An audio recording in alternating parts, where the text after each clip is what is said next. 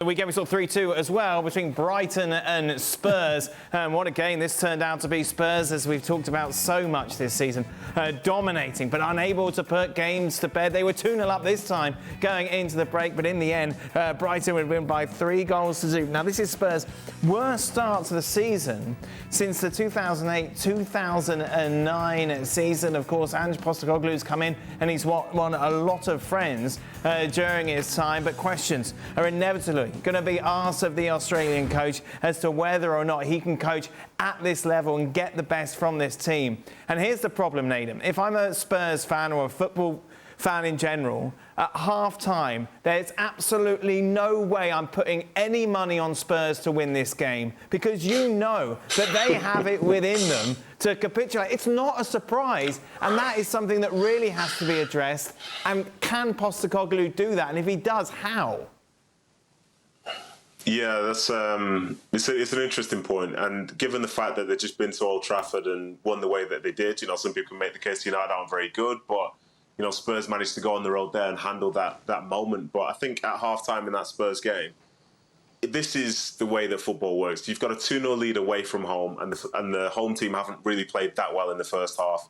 At some point, there's going to be a response, and I think for the team, for Spurs, they needed to go out there and make sure they offered no encouragement whatsoever. Because the moment that Brighton would score one, before you know it, the arena feels very different. The crowd are really into it. The players are into it. But with moments like this away from home, I think people will always fancy their chances against them, regardless of whatever the score is. And yeah, like you said, it wouldn't have been smart money to bet on Spurs at half-time, leading 2-0 away from home in the Premier League.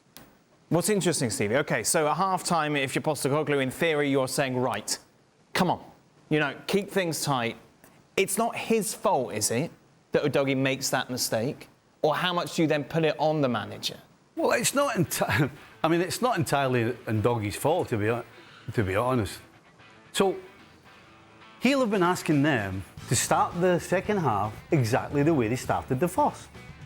And the players didn't do that. That is not on the coach. The mentality was the problem at the start of the second half. The reason Spurs had such a dominance in this game was because they were closing Brighton down when they were trying to play out from the back. If you look at the first goal, there are 6 passes between the goalkeeper and when the ball gets to a wide position. There wasn't one challenge or one person closing anybody down. Right. That is a mentality thing. So just tell me, give me a bit more detail. A mentality in what way? These are professional footballers who know the deal, know what's going on. Right. Why are they like that? Dan, that is a question that nobody can ever answer. Because it makes no sense. Yes. To an ordinary rational person, well, what's the difference between starting the first half and starting the second half? Yes. It just happens sometimes. But it doesn't happen with the best teams. That's the difference. And that comes from the players on the field as well. So there's clearly nobody on the field telling any of the front players, Solanke or Johnson or anybody else, to close the ball down.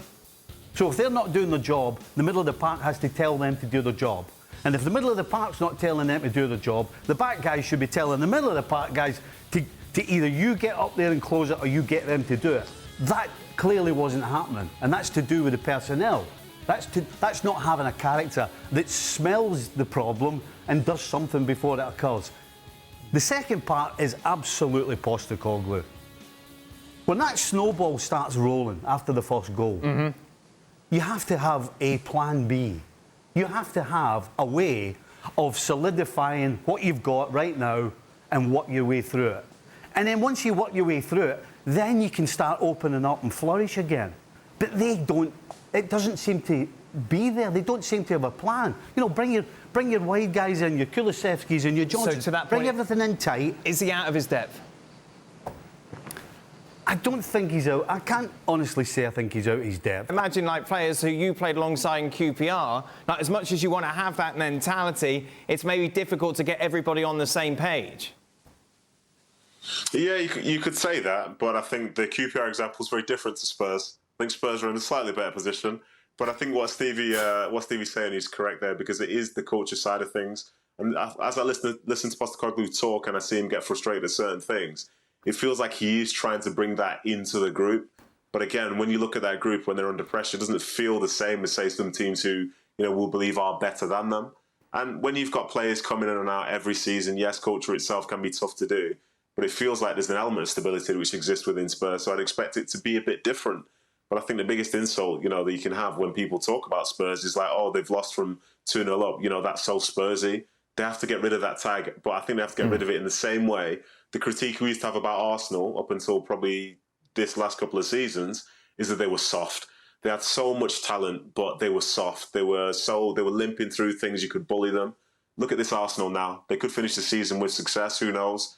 But you're not going to bully them. And I think Spurs, if they're going to be successful, I think they're going to have to find a similar transformation. And maybe some of that comes to remind you of staying there for a while and making sure they have the players who do what he wants them to do and to think the way that he wants them to think, so that when they go out there, they play in his image, because at times I don't think they do.